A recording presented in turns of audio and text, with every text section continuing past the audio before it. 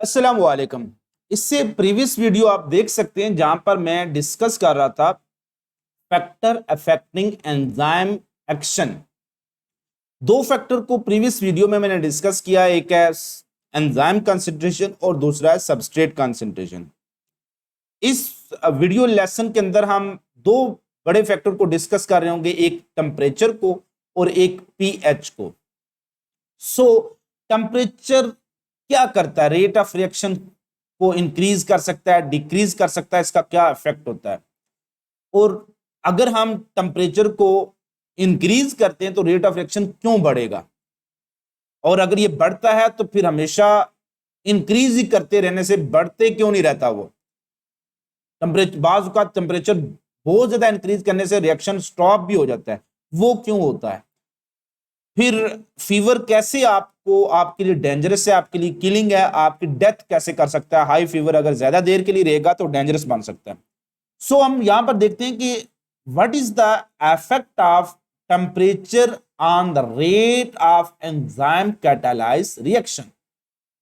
Must remember that rate of reaction rate of enzyme catalyzed reaction depend directly upon temperature, but condition is that when initial temperature is low, you must have to start the reaction from low temperature. Say for example, if you are starting the reaction from 0 degree, then if you will increase the temperature, it will increase the rate of reaction. But if you are starting a reaction in human body, or if in human body already temperature is 37 degree, then any further increase in temperature will not increase, instead it decrease rate of reaction. ये याद रखना कि अगर किसी भी enzyme का optimum temperature देखा जाता है, किसी भी एंजाइम का ऑप्टिमम टेम्परेचर देखा जाता है, तो अगर initial temperature if T initial, जिसको मैं टी नॉट लिख लेता हूं, is less than T optimum, वो क्या है? वो टी ऑप्टिमम से लेस है, तभी रेट ऑफ रिएक्शन क्या होगा? वो टेम्परेचर के बढ़ाने से बढ़ेगा। लेकिन इसके अलावा अगर आपका टी इनिशियल या टी नॉट जो है, जो इनिशियल टेम्परेचर है, it is equal to or greater than T optimum, then increasing the rate of reaction will not increase, then increasing temperature will not increase rate of reaction. ये point याद रखना। आओ अब question आपसे पूछा जा सकता है, how temperature increasing the temperature will increase the rate of reaction? How, कैसे वो करता है? तो temperature increase the rate of reaction by two ways. Number one, it provide kinetic energy to the molecule. ये इंक्रीज करता है kinetic energy of molecule. You know that most of the chemical reaction are actually because of collision between the molecules. Chemical reaction are actually due to effective collision, and such collision are called effective collision. These collision will lead to the chemical reaction. जैसे नहीं होता फिल्मों में, heroine आ रही होती है, आगे टक्कर लगती है हीरो के साथ, गिरते हैं, रिएक्शन हो जाता है, प्यार हो जाता है, पूरी स्टोरी फिल्म उस पर बना लेते हैं। तो वैसे ही जब दो मॉलिक्यूल टक्कर मारते हैं, एक सोडियम और दूसरी क्लोरीन, दोनों के टक्कर लगी, और इस टक्कर के नतीजे में अगर इनके दरमियान प्यार हो गया, बॉन्डिंग बन गई, that is actually effective collision और that is called chemical reaction. अब टक्कर तभी लगेगी जब दोनों चलेंगे। चलने के लिए जो एनर्जी चाहिए होती है वो क्या है? Kinetic energy. अब जितना उनको हीट देंगे, किसी को पीछे आग लगा दें तो ज्यादा भागेगा ना। तो ऐसा ही है कि अगर मॉलिक्यूल को आप एनर्जी देंगे, गर्म करेंगे, तो गर्म करने से क्या होगा? वो रेट ऑफ रिएक्शन और बढ़ जाएगा। क्यों? वो मॉलिक्यूल को एनर्जी मिलेगी, उनको काइनेटिक एनर्जी मिलेगी, वो जोर से टकराएंगे, जोर से रिएक्शन होगा। इसलिए आप देखें, most of the chemical reaction increase with increasing temperature. अब थोड़ा सा उनको बॉयल करने पर, वो बॉइलिंग वाटर में हो रहे होते हैं, थोड़ा सा उनको फ्लेम पर वार्म करना पड़ता है। नंबर वन, टेम्परेचर क्या प्रोवाइड करता है? वो इंक्रीज करता है kinetic energy, so it increase rate of reaction. लेकिन ये कुछ हद तक की, टक्कर जोर से लगेगी तो गाड़ी टूट भी सकती है। तो हर जगह पर दो टक्करों से प्यार नहीं होता, बाज का आगे से जूते भी पड़ते होते हैं, ये आपको पता है, ठीक है? तो हर जगह पर टक्कर, वो जो फिल्मी सीन नहीं होगा, प्यार या रिएक्शन ही नहीं होगा। वाज का वो स्ट्रक्चर डिस्ट्रॉय हो जाती है, जोर से टक्कर आपकी लगी किसी के साथ, सर फट सकता है। वो सर कैसे फटेगा? वो है एंजाइम डीनेचरेशन, शेप ही डिस्टर्ब हो जाती है, उसको हम आगे देखेंगे। सो दूसरा क्या है कि यू नो दैट कि हर एक एंजाइम क्या करती है, actually enzyme provide activation energy E A जिसको कहते हैं। एंजाइम एक्चुअली वो एक्टिवेशन एनर्जी को लो कर रही होती हैं, वो प्रोवाइड नहीं करती हैं। से फॉर एग्जांपल अगर एक रिएक्शन जिसकी पहले एक्टिवेशन एनर्जी थी 10 किलो कैलोरीज, अब एंजाइम ने उसको काम करके 5 किलो कैलोरीज पर कर दिया, तो 5 किलो कैलोरी तो शायद उसको नॉर्मल एनवायरनमेंट से मिल जाए तो रेट ऑफ रिएक्शन बढ़ जाता है। तो actually enzyme increase the speed of a chemical reaction by lowering the activation energy, by lowering the activation energy. So अगर आप क्या करें, किसी चीज को हीट कर रहे हैं तो एंजाइम को लो करने की जरूरत नहीं है, वो एक्टिवेशन एनर्जी आपको टेम्परेचर दे देगा। तो फिर भी जैसे आप तीली को ऐसे घुमाते हैं ना, तीली को जोर जोर, माचिस की तीली को आप माचिस के ऊपर रगड़ते हैं, रगड़ने से उसको एनर्जी मिलती है, हीट मिलती है, तो फिर वो एक्टिवेशन एनर्जी मिलती है, वो जल जाता है, ऑक्सीडेशन केमिकल रिएक्शन होता है। लेकिन एक और तरीका, अगर आप उसको आग के शोले के ऊपर गर्म करते रहे तो वो जो टेम्परेचर है उसको हीट प्रोवाइड करेगा, एक्टिवेशन एनर्जी, फिर भी वो जल जाएगा।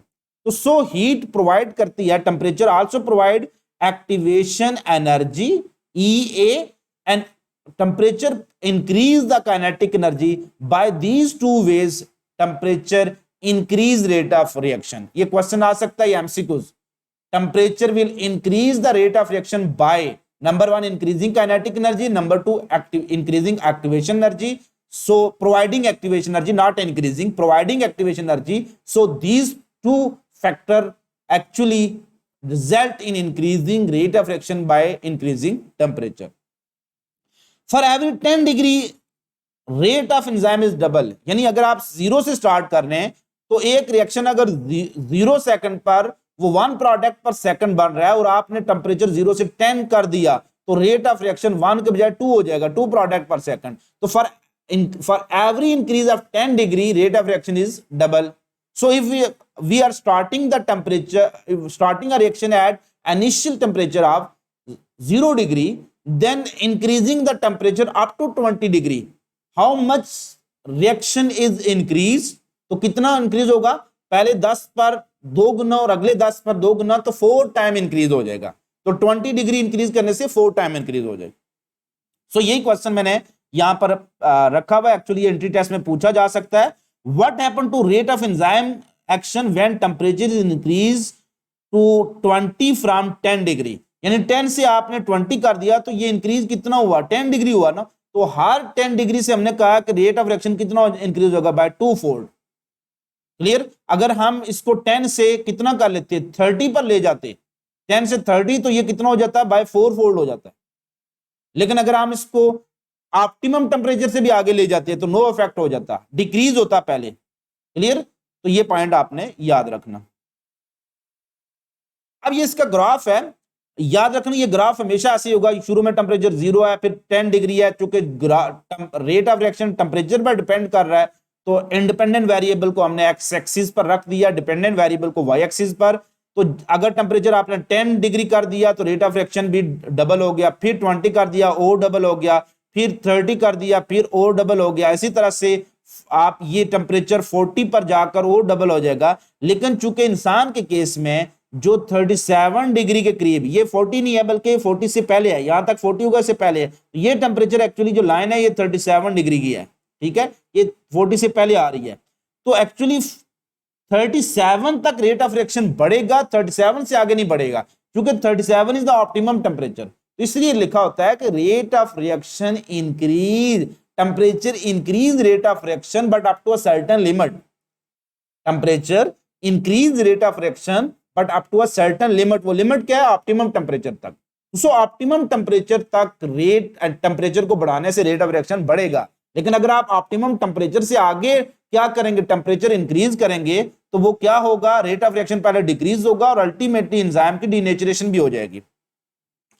सो यही फैक्टर आगे हम देखेंगे, डीनेचरेशन ऑफ एंजाइम। इंसान को अगर 102 का बुखार काफी देर के लिए रह रहा है तो इंसान की डेथ हो सकती है। वो आप देखते हैं ना, जो पट्टियां यहां पर रख रहे होते हैं, डॉक्टर कहते हैं इसको पट्टियां यहां पर बांधो, क्योंकि ज्यादा टेम्परेचर ज्यादा देर के लिए रहेगा तो वेरी हाई टेम्परेचर आपके एंजाइम जो ब्रेन में वर्क कर रही है इनको क्या कर सकता है, डीनेचर कर सकता है, आपकी डेथ हो सकती है। इसलिए वेरी हाई टेम्परेचर ज्यादा देर के लिए बच्चे के लिए खतरनाक हो सकता है, किलिंग होता है, फैटल होता है।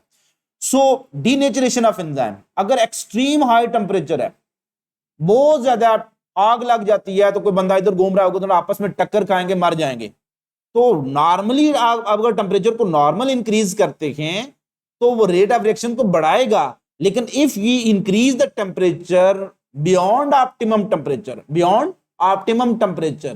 it will increase the kinetic energy and kinetic energy of the molecule become too violent, इतनी जोर से टकराने लगेंगी, become too violent that structure bond are broken। और कौन सी बॉन्ड टूटेगी? Hydrogen bond is broken. Hydrogen bond temperature sensitive होता है। तो if we increase temperature to beyond optimum temperature and we extreme high temperature कर देते हैं, देन क्या होगा? Then bonding, hydrogen bonding are actually broken. क्यों? वाइब्रेशन ऑफ एटम बहुत ज्यादा हो गई है। और आपको पता है कि टर्शियरी स्ट्रक्चर को स्टेबलाइज करने वाली बॉन्ड कौन सी है? ग्लोबुलर स्ट्रक्चर क्यों स्टेबलाइज है? वो मेन आयनिक हाइड्रोजन और आयनिक बॉन्ड है जो उसको स्टेबल कर रही है। तो ग्लोबुलर शेप ऑफ एंजाइम को मेन जो बॉन्डिंग है वो कौन सी उसको स्टेबल कर रही है? हाइड्रोजन और आयनिक। अब जब हाई टेम्परेचर हो जाएगा तो होगा क्या? जो हाइड्रोजन है, जो हाइड्रोजन बॉन्ड टूट जाएगी जिससे globular structure loss, this is called denaturation of enzyme. अब ये कुछ फैक्टर्स हैं, यहां से बहुत से एमसीक्यू बन सकते हैं। याद रखना, what is the optimum temperature of human enzyme? Human enzyme का ऑप्टिमम टेम्परेचर 37 है। All human enzyme will work best eight which temperature? 37। तो temperature at which enzyme action is maximum, that is called T optimum. Optimum का मतलब होता है maximum working. तो temperature at which rate of enzyme action is maximum is called T optimum, and pH eight which rate of enzyme action is maximum is called optimum टीएच। तो optimum mean maximum. याद रखना कि what is the optimum temperature for enzyme that work inside our testis? तो less than 37 होता है उसका।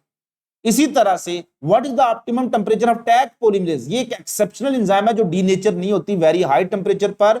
ये हम बाद में इसको डिटेल में डिस्कस करेंगे। इसको ऑप्टिमम टेम्परेचर इज 72 डिग्री है।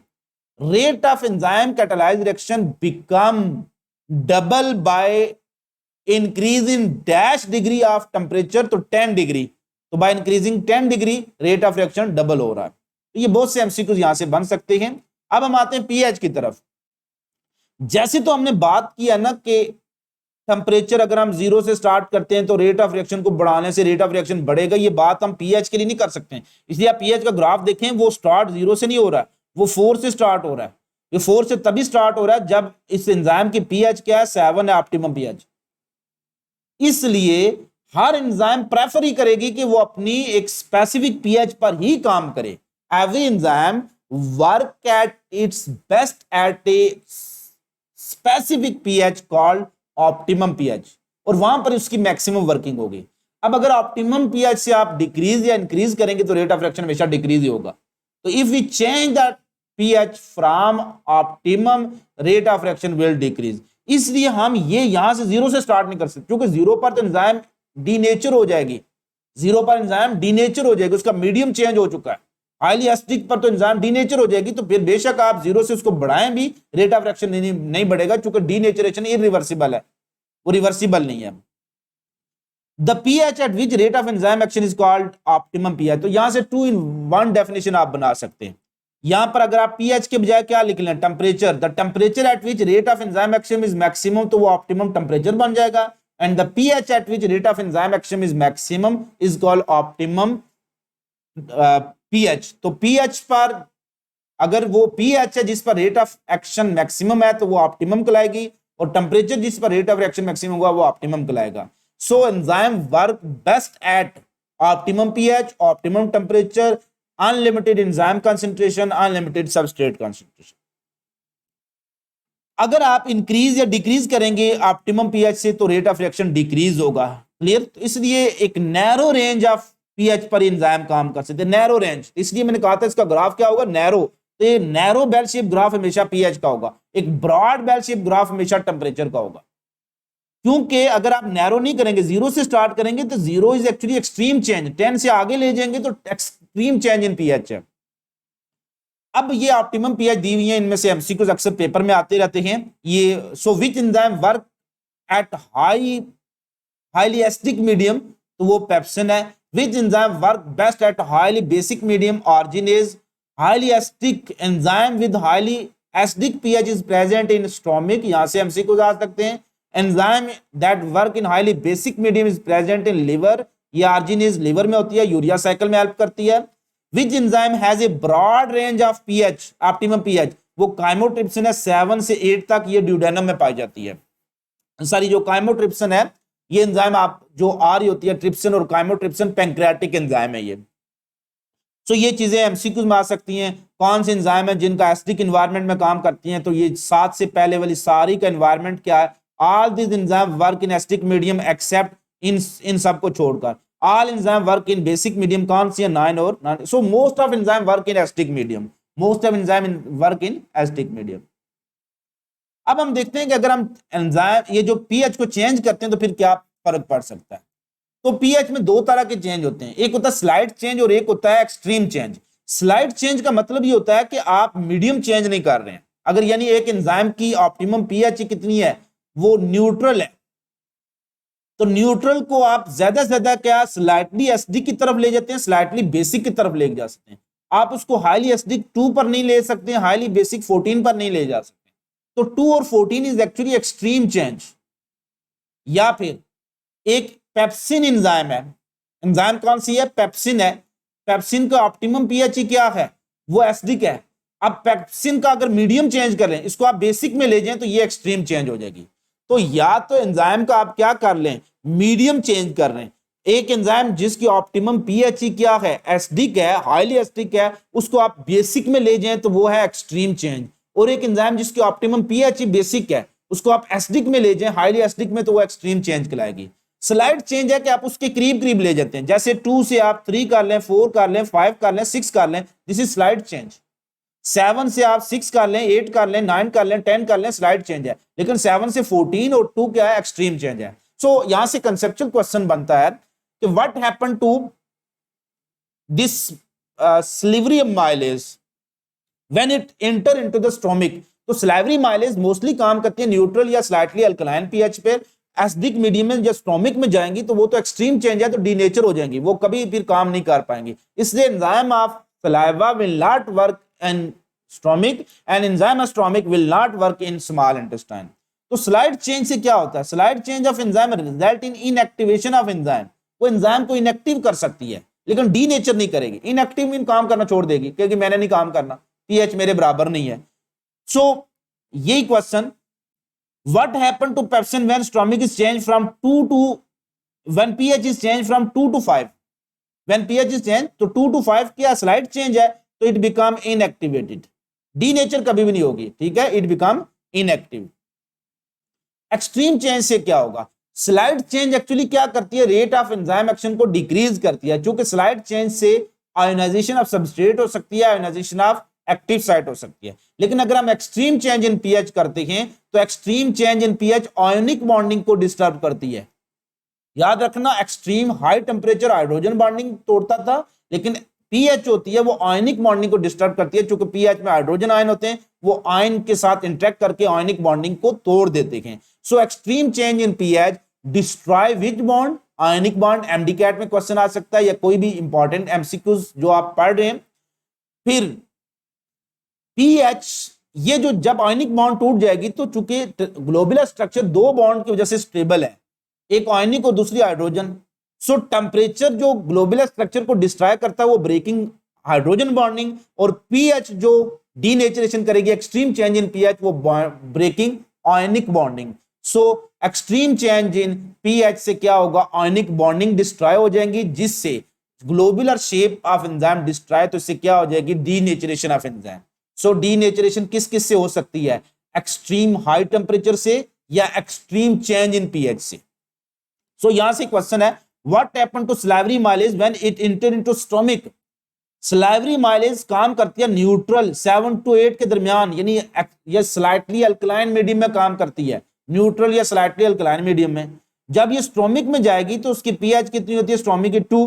ये चेंज इन मीडियम हो गया, हाईली एसिडिक मीडियम में, it is actually extreme change in pH. Extreme change in pH क्या करेगी, इसकी आयनिक बॉन्डिंग तोड़ेगी, आयनिक बॉन्डिंग तोड़ने से उसकी ग्लोबुलर स्ट्रक्चर डिस्ट्रॉय, तो इट बिकम डीनेचर, तो इट इज डीनेचर। तो ऐसे एमसीक्यू पेपर में अक्सर आ रहे होते हैं। तो थैंक यू फॉर वाचिंग। उम्मीद करता हूँ आपके लिए कि ये जो हमारा वीडियो लेक्चर है काफी इंफॉर्मेटिव रहा होगा। सजेशन जरूर देते रहा करें। कोई आपको इश्यू लगता है किसी भी वीडियो में तो उसको कमेंट बॉक्स में हमेशा पॉजिटिव सजेशन जरूर दिया करें। अपना बहुत ज्यादा ख्याल रखिएगा। फी अमानिल्लाह।